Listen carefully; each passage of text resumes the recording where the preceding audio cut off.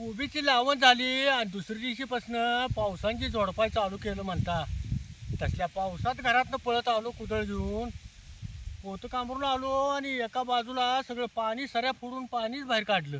कालच्यान जरा ऊन पडलंय आणि पाऊस बी नाही. ते रानात आता बऱ्यापैकी घात आल्या आणि कोबीज बी जरा आता बरं दिसायला आलंय.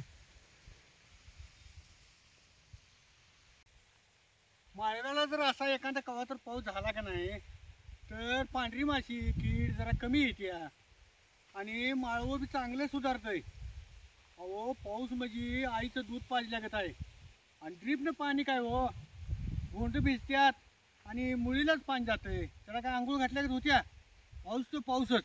आणि पाऊस झाल्यापासून वांगे झाडं कसं तरतरीत उठल्यात बघितलं काही, एक नंबर वांग सुधारणार आहे.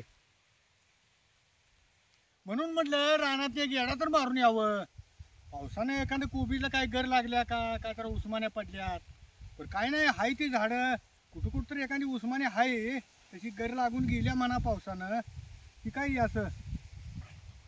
तो काय इथले झाड गेले जाता ये ती गर लागून झाड जाते हो. पाऊस लय झाला की तरी बेताचा झाला पाऊस.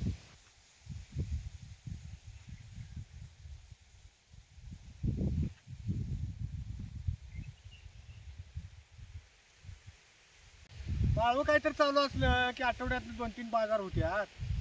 भाजीपाल्याला काय आपल्यात नसेल ते आणा येतंय. आणि आता काळच राहून गेवढा बी संपलाय आणि आमचं माळवं बी अजून काही चालू नाही. मग जरा बाजारात गेलो येडा माराय, जरा माळवं बी काय घरात नव्हतं. मग जरा भेंड्या कवळ्या कवळ्या दिसल्या, मग जरा भेंड्या घेऊन आलो कवळ्या कवळ्या येताना. मी रानात येडा मारायला आलतो तेव्हा ती भाकरी करायला लागली. मग आता दुसरं काय तर कालवण करल.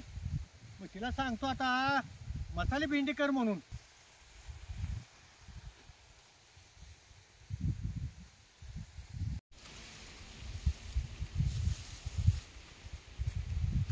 अगं कशाच कालवण करायचं? अहो काल तुम्ही बाजारात भेंडी आणलायचा, त्याची मसाली भेंडी करायली. बरं मग आवर मग. त्यासाठी 2 कांदा आणि 1 टमाटर चिरून घेतले आणि लसणाचा गड्डा बी 1 सोलून घ्यायचा. भेंडी चिरायच्या आधी चांगली धुवून नितळत ठेवायची. सुती कापडान पुसला तर पण चालतंय. मी आता 2 चिना नितळत ठेवल्या. आता ही भेंडी चिरून घेतो. असं दोन्हीकडचं देठ काढायचं आणि अशी मधनं जरा भेंडी चिरून घ्यायची. बघा अशी चिरायची, लय बी चिरायची नाही. बघा अशी एखादी मोठी भेंडी असली की नाही त्याचे 2 भाग करून मग चिरून घ्यायची. बघा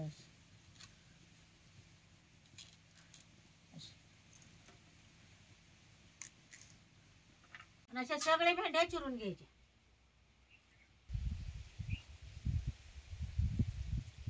जरा मीठ टाकून घेतो, जरा हळद बी टाकायची.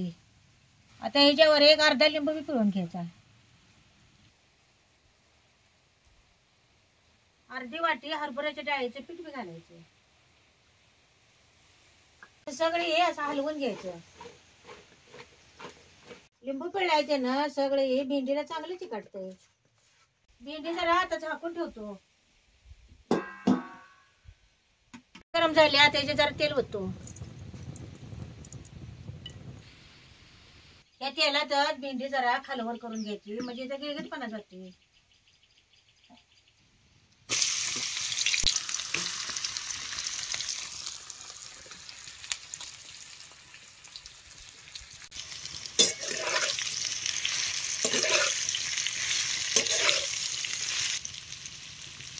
जरा भेंडी भाजून तो 1 हिरव्या मिरच्या आणि जरा लसूण तर चिचून घेते खलबत्यात.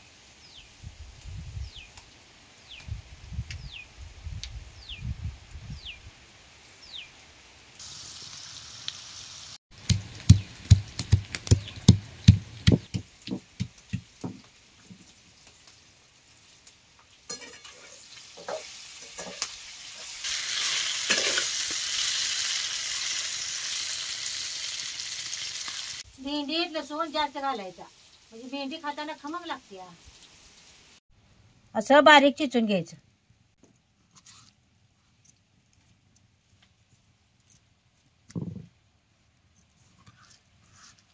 अशी डाग पडतो भेंडी भाजून घ्यायची. आता भेंडी भाजल्या काढून घेतो.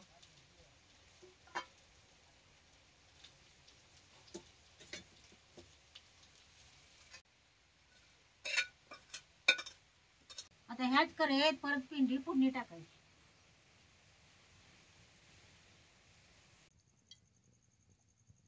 त्याच्यात एक अर्धा चमचा मोहरी टाकायची आणि जिरे बी चमच्यावर टाकायचं. आता हे बारीक चिरलेला कांदा टाकतो.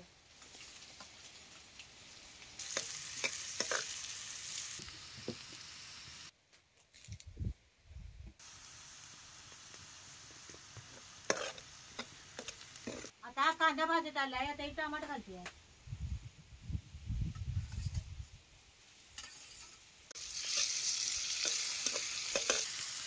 आता माळवं स्वस्तच आहे खरं. आता सगळीकडे पाऊस झालाय, तिनं माळवी जरा मार खाल्ल्यात. 15-3 आठवडे जाऊ दे, किती भडकते बघा माळवं. आता हा कांदा आणि टमाटर चांगलं भाजलंय. ओली मिरची लसूण चेचलेला ते टाकायचं. आता एक वाटीभर दही घ्यायचं. घरच्या म्हशीच्या दुधाचं दही लावलंय. त्यानं घटमुट कसं दही लागले बघा. हो का कसं दही घट लागले.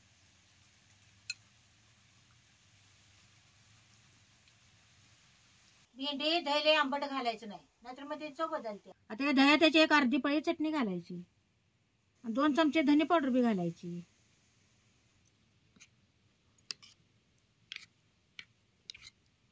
त्यात चिमटभर हिंग बी घालायचा. यात घालायचं.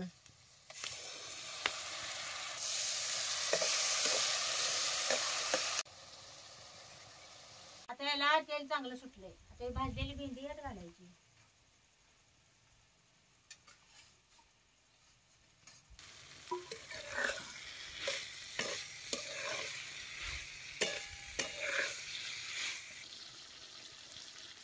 मगाची हे भाजतानाच भेंडी निम्या अर्धी शिजवायला झाली.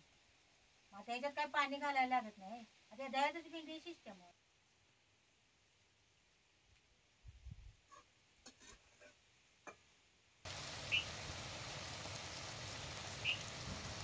आता हे मसाली भेंडी खायला तयार झाली बघा.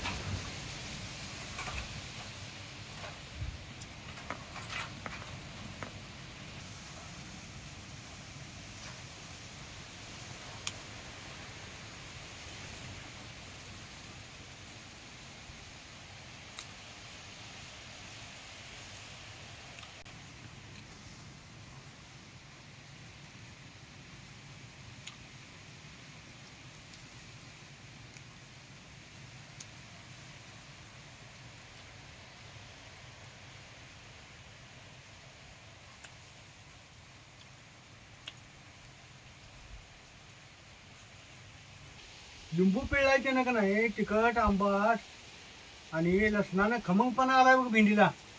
लसणानं ते लिंबू पिळताना भेंडीला चांगला खमंगपणा आला. हे एकच नंबर भेंडी लागायला आल्या बघ. भेंडी करताना आमसूल नाहीतर चिंच घालतात. ह्याच्यात लिंबू पिळायचे ना, मग दुसऱ्यात काय घालायला लागत नाही.